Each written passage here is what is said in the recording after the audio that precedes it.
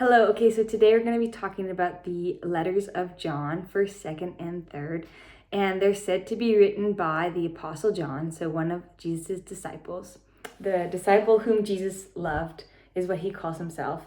And they're most likely written in AD 90 to AD 100 and in Asia Minor, where John spent the later years of his life ministering to the churches. And he focuses on combating the pre-Gnostic idea.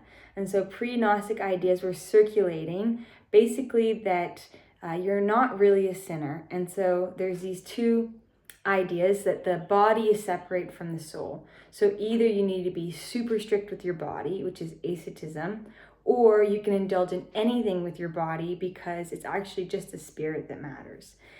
So there's this belief going around. There's also the belief that if Jesus really was God, then he couldn't have come in the flesh. And so it was just an illusion of him being human, but he wasn't actually human, that he wasn't actually the Son of God. And perhaps the Spirit of God came on him when he was baptized and then left him before the crucifixion. So there's all these false ideas circulating.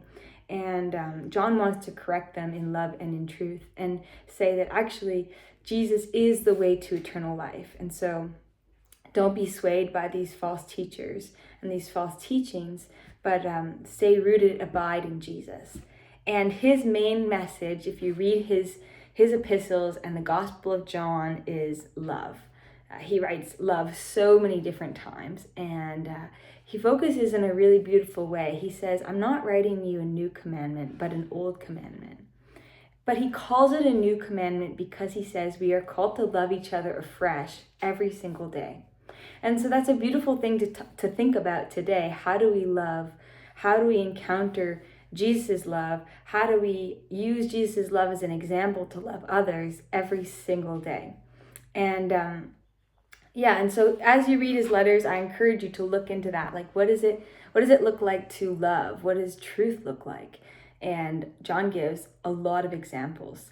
He writes, for you to understand the book better, he writes in this circular motion. And so he comes back to the same topics and he circulates around them and actually gets more and more specific as he comes to the end. And at the end of 1 John, he ends with this confusing statement. He says, little children, keep yourselves from idols. Now, I'm not sure exactly what that means, but I'd love to give you my thoughts, and so I can remember my thoughts later. Is his whole book is about not believing in these false ideas, these false images of humans. And I think there's this beautiful aspect of, after he affirms the truth, he says, Jesus is the one true God, the Son of the Father, the way to eternal life.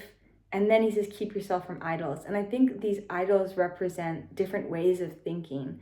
And anything that we put above God, we begin to idolize.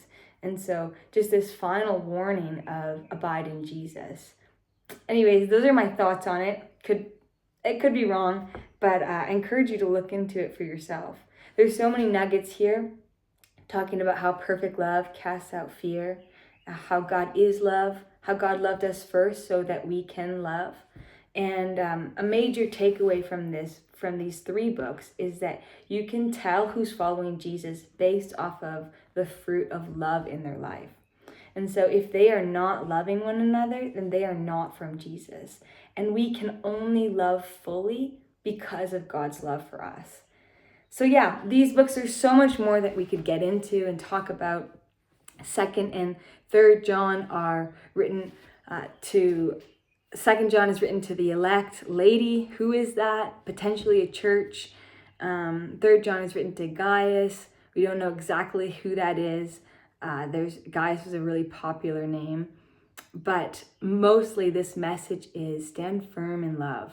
Continue to walk in love and in truth, that Jesus did come. He is the Son of God. He came in the flesh. He suffered for you and me so that we could have eternal life. So don't be swayed by these false teachers. And I encourage you to look into your life today. How can you love other people well? How can you really show that you are abiding in God, abiding in his love? So there's a brief summary. Hope you enjoyed. Thanks.